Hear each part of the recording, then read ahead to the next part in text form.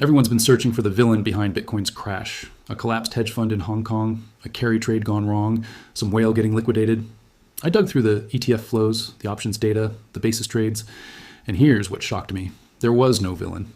The system itself is the weapon, and right now it's locked and loaded to do something even more violent in the opposite direction. On February 5th, 2026, Bitcoin crashed 13.2% in a single day. Goldman Sachs called it a 3.5 sigma event, a move with a 0.05% probability. Translation: this wasn't supposed to happen. But what I discovered goes deeper than a simple crash. This revealed the invisible architecture now controlling crypto markets. And by the end of this video, you'll understand why this crash might be the best setup we've had in years. Welcome to the Wealth Continuum. I'm about to show you the three mechanisms, the actual institutional plumbing, that 99% of retail investors never see. And more importantly, why they're about to fire in reverse. Before we dive into what happened on February 5th, we need to understand how dramatically Bitcoin's market structure has changed. Most people think Bitcoin still trades like it did in 2017 or even 2021. Retail traders on exchanges, whales moving markets, crypto Twitter driving sentiment. That world is dead. And it died on January 11th, 2024, when the first Bitcoin spot ETFs launched in the United States. Since then, over $100 billion has flowed into these ETFs. BlackRock's IBIT alone holds more than 500,000 Bitcoin. That's roughly 2.5% of all Bitcoin that will ever exist, sitting inside a traditional financial wrapper. But here's what nobody tells you. When Bitcoin entered the ETF world, it didn't just gain institutional access. It inherited institutional mechanics. It stopped trading like an isolated crypto asset and started trading like a risk component inside institutional portfolios. Today, Bitcoin sits on the same books as software stocks. The same risk managers who oversee Meta and Tesla positions are now managing Bitcoin exposure. The same margin rules apply, the same degrossing protocols, the same systematic selling when things go wrong. Think of it this way. Bitcoin used to be like a wild horse running free in the mountains. Now it's been brought into a stable with thoroughbred racehorses. Same building, same trainers, same feeding schedule. When the barn catches fire, everyone runs in the same direction. And on February 5th, the barn caught fire. But before we get to that moment, I need you to understand something critical about how markets actually move, because most people get this completely backwards. Here's the question I want you to really think about. Why does Bitcoin sometimes crash on days with zero bad news, or pump when the headlines are screaming disaster?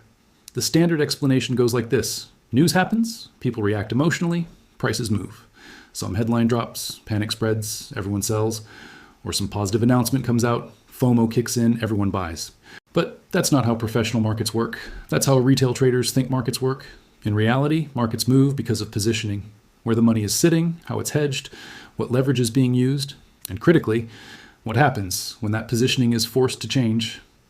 Let me give you a concrete example from traditional markets. In March 2020, when COVID hit, the S&P 500 dropped 34% in just over a month. Was that because investors suddenly discovered a virus existed? No, the virus was just the trigger. What actually caused the crash was positioning. Risk parity funds had to deleverage. Volatility targeting strategies hit their limits. Systematic CTAs flipped from long to short. Market makers widened spreads as liquidity evaporated. Each forced seller created another forced seller. The system ate itself. The news was just the match. The positioning was the gasoline. Now here's where it gets interesting for Bitcoin. February 5th, 2026 was the first time we truly saw Bitcoin trade as part of this institutional machinery.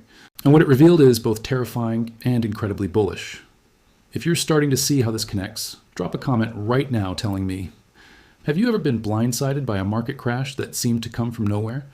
Because what I am about to show you will fundamentally change how you read every price move from now on. Let's talk about what made February 5th so bizarre. Not just the crash itself, but the data underneath it. Bitcoin had been sliding for months. From the October 2025 peak, around $126,000, it had already dropped to about $70,000 by early February. A normal correction in crypto terms, nothing unusual. Then February 4th happened. The S&P 500 had one of its worst days in years. Software stocks got absolutely demolished. And Bitcoin? It held up relatively well at first.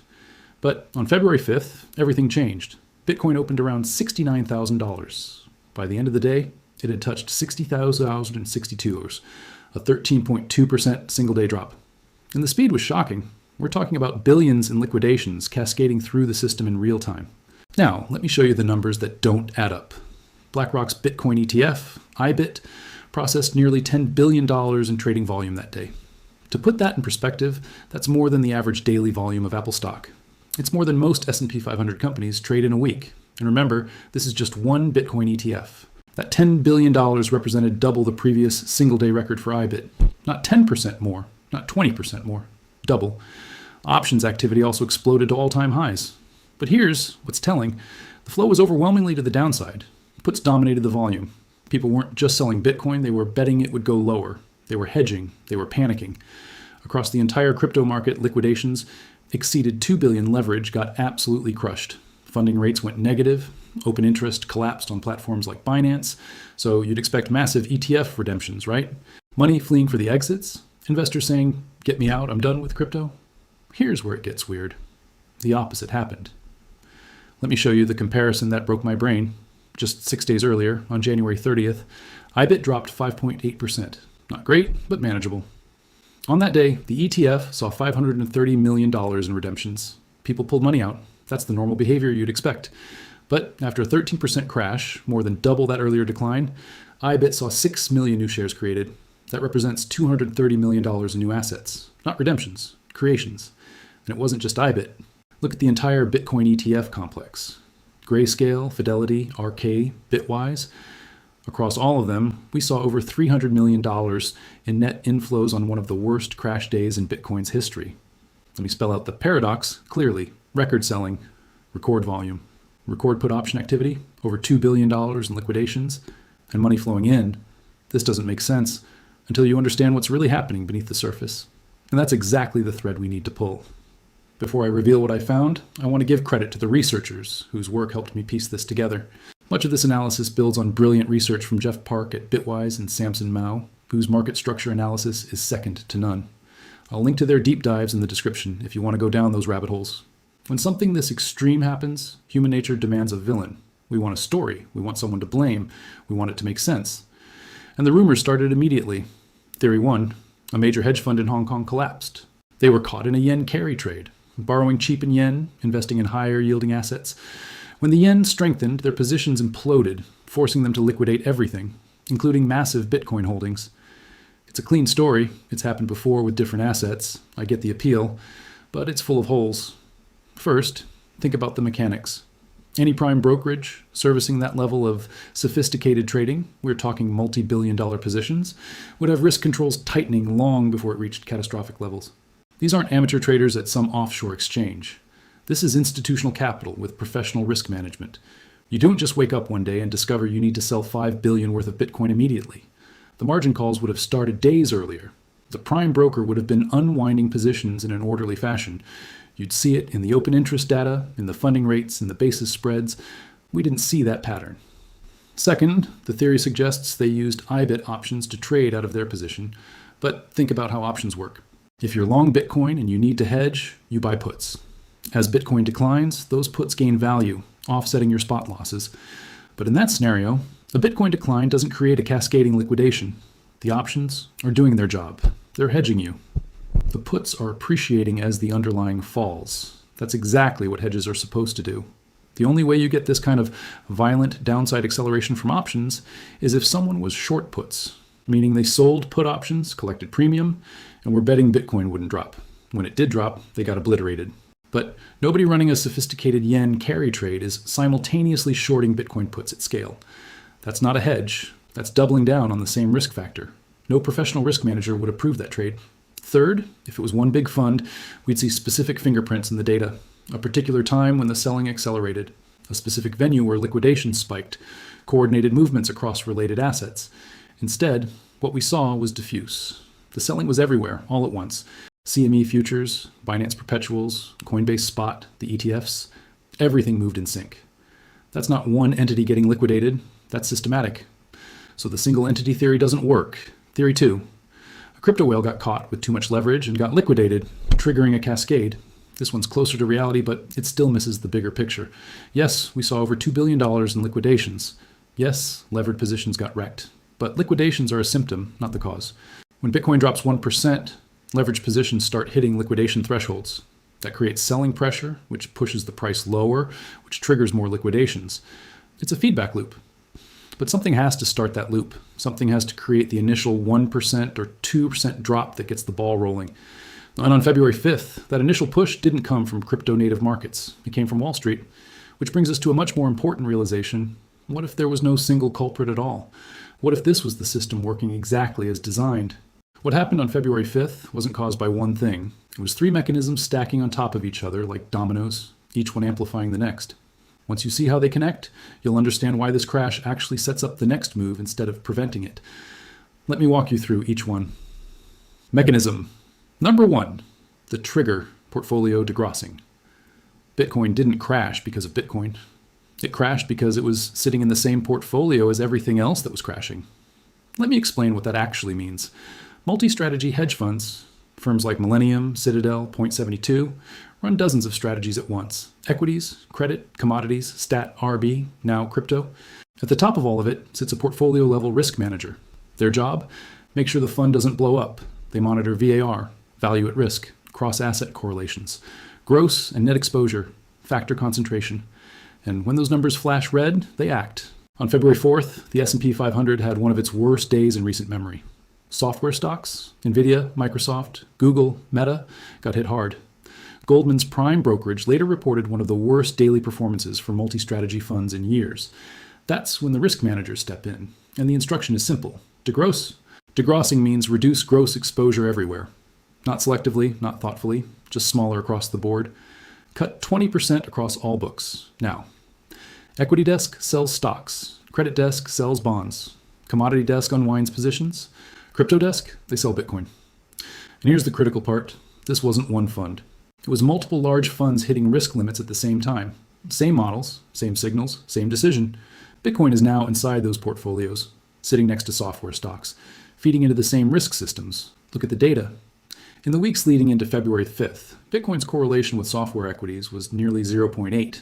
That's extremely high. 1 point STRO means perfect lockstep. Meanwhile, Bitcoin's correlation with gold? Around 0.3. Why? Gold isn't sitting inside multi-strat trading books getting resized during VAR events. Bitcoin is. Through the ETFs, it's now in the same filing cabinet. When the cabinet gets pulled off the wall, everything spills out. That explains the trigger. But it doesn't explain why it dropped 13% in a single day. For that, we need the accelerant. Mechanism. Number 2, the accelerant. Basis trades and structured products.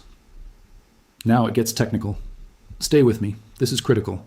There's a popular institutional trade called the basis trade. Here's how it works. CME Bitcoin futures typically trade at a premium to spot. If spot Bitcoin is $70,000 and the futures trade at $7,500, that $500 spread is called the basis. Traders exploit it by buying spot, often via ETF, shorting CME futures. They're market neutral, no directional exposure, just collecting that premium as futures converge to spot. That $500 over 2 months might annualize to 4 or 5%, add leverage, and suddenly it's a 15-20% strategy. Billions of dollars were running this trade, until degrossing hit. Risk managers don't care that it's hedged. They see gross exposure, long billions in spot, short billions in futures. Both sides come off. So funds sell ETF shares, buy back short futures. Now look at what happened in the data. The near-dated CME basis jumped from 3.3% annualized to 9% in one day. Massive move. Why? Because everyone short futures was buying them back simultaneously, while spot was being dumped. That's forced unwinding, but that's only half the accelerant. The other half is structured products. Banks, JP Morgan, Goldman, others, have been selling Bitcoin-linked structured notes, principal-protected notes, knock-in barriers, autocallables. These products have tripwires. Example, a client invests $1 million principal-protected as long as Bitcoin stays above $65,000. If it drops below that barrier, the structure converts into actual downside exposure. As Bitcoin approaches that level, dealer risk increases. When it crosses, dealers must aggressively hedge, which usually means selling into the falling market. That selling pushes price lower. Lower price triggers more barriers. More hedging, more selling, feedback loop. And volatility had been low for weeks. Dealers had been selling a lot of these structures. Convex risk was building under the surface. When the move hit, everyone scrambled at once. Picture a revolving door with everyone trying to exit simultaneously. It jams, then it spins violently. The trigger started the drop. Basis trade unwinds and dealer hedging turned it into a crash. But there's one more piece. The strangest data point of all, ETF inflows. Mechanism. Number 3, the evidence, market maker dynamics. This is the part almost nobody's talking about. During the crash, ETFs showed net inflows over $230 million, about 6 million new IBIT shares created. How is that possible during panic selling? Here's how ETF plumbing works. When you buy IBIT, you're trading with market makers. Jane Street, Jump, Virtue. They provide liquidity, they hold inventory, they hedge exposures. But on February 5th, sell orders overwhelm them. Imagine you're a market maker. You buy shares from sellers. Inventory builds. You hedge. More selling comes. You buy more. Eventually, your inventory gets too large. Risk limits flash, so you short the ETF. You sell shares you don't own to keep markets functioning. That's legal. It's part of liquidity provision. But when market makers go net short beyond inventory, ETF issuers must create new shares to settle. That's what happened. The inflows weren't bullish buying. They were plumbing stress being repaired. Then, February 6th, Bitcoin rebounds 10%. CME open interest had collapsed on the 5th, basis trades unwinding. On the 6th, open interest surged back. Why? That 9% basis was too attractive. Traders re-entered. Meanwhile, crypto-native exchanges saw open interest collapse and stay down. Traditional finance broke it. Traditional finance repaired it. Crypto-native leverage absorbed the damage. Now here's where most people get this completely wrong. They see this and think, Bitcoin is fragile. Wall Street controls it. That's not what the data says. Yes, it was violent. Yes, old on-chain tools didn't predict it. Because Bitcoin doesn't trade in a crypto-only sandbox anymore. It trades inside the deepest financial infrastructure in the world. And here's the part you cannot miss. Every mechanism I just showed you works both directions. Degrossing becomes grossing. Basis unwinds become basis re-entries. Dealer hedging flips from selling to buying. Market maker shorts become forced covers. We just saw the downside reflexivity. When it flips upward, with ETF plumbing, options leverage, increased IBIT open interest limits, it will be vertical. And through the crash, long-term ETF holders didn't flinch. This was measured as a 6 sigma move. VanEck clocked it at 6.05s on rate of change. Statistically rare. 2 back-to-back events of that magnitude? Extremely unlikely. Could we grind lower? Sure. But I don't see structural sustained selling. I see demand stacking. First, treasury companies. MicroStrategy holds over 500,000 Bitcoin. They're price-insensitive buyers. Crashes accelerate accumulation, and others are emerging with similar models. Second, government positioning. The US is actively building digital asset frameworks, stablecoin legislation, custody clarity, institutional guardrails. That lowers friction for massive pools of capital. Third, the hard asset bid, gold at all-time highs, silver surging, commodities strong, but Bitcoin-gold correlation remains weak. That means metal capital hasn't rotated yet. When it does, flows will matter. Fourth, regulatory alignment. For the first time, multiple regulators are directionally aligned on creating clarity. Institutional capital doesn't move fast. Pensions meet quarterly. Sovereign funds take months. So sideways price action? That's accumulation time. Capital is being sized right now, and when it flows, remember the 3 mechanisms. They compound upward too. Here's the single most important insight. The fragility of traditional finance margin rules is Bitcoin's anti-fragility.